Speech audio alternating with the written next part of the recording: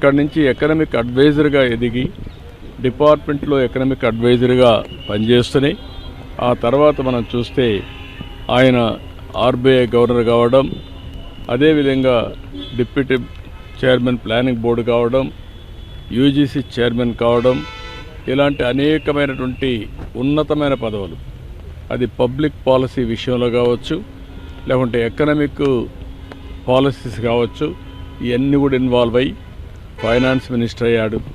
Finance minister అయినప్పుడు ఈ దేశంలో మన కొత్త ఆర్థిక పరిస్థితి అందరూ చూశారు.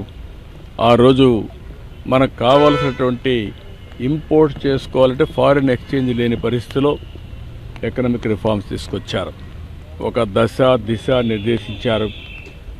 అదే కాకుండా దేశానికి దూరదృష్టితో ఎకనామిక్ రిఫార్మ్స్ తీసుకొచ్చి దానివల్ల ఈరోజు మనందరం మాట్లాడుకునే భారతదేశం గ్రేట్ నేషన్ అవుతుందంటే ఆ రోజు ఆయన తీసుకున్న రిఫార్మ్స్. ఆయన ప్రధానమంత్రిగా మీరు చూస్తే అతి ముఖ్యమైనటువంటి 4 పబ్లిక్ పాలసీ తీసుకొచ్చాడు. ఒకటి, ఆ రోజు ఆయన చేసింది ఎంప్లాయ్మెంట్ జనరేషన్ కోసం నరేగా తీసుకొచ్చారు. రైట్ టు ఇన్ఫర్మేషన్, ఈరోజు మనందరం కూడా ఇన్ఫర్మేషన్ ఏది కావాలో తీసుకుంటున్నామంటే ఆ రోజు రైట్ టు ఇన్ఫర్మేషన్ తీసుకొచ్చారు.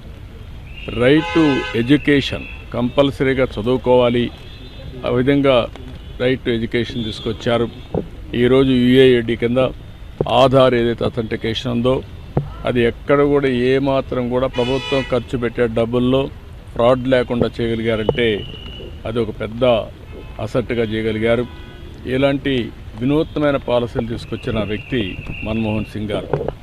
ఎవరికి కూడా ఈ గౌరవం దక్కదు. ఒక అకాడమిషియన్, ఒక పాలిటీషియన్, ఒక ఎకానమిస్ట్, ఒక బ్యూరోక్రాట్, ఈ 4 కూడా సమర్థవంతంగా పనిచేసిన వ్యక్తి, రాణించిన వ్యక్తి మన్మోహన్ సింగ్ గారు.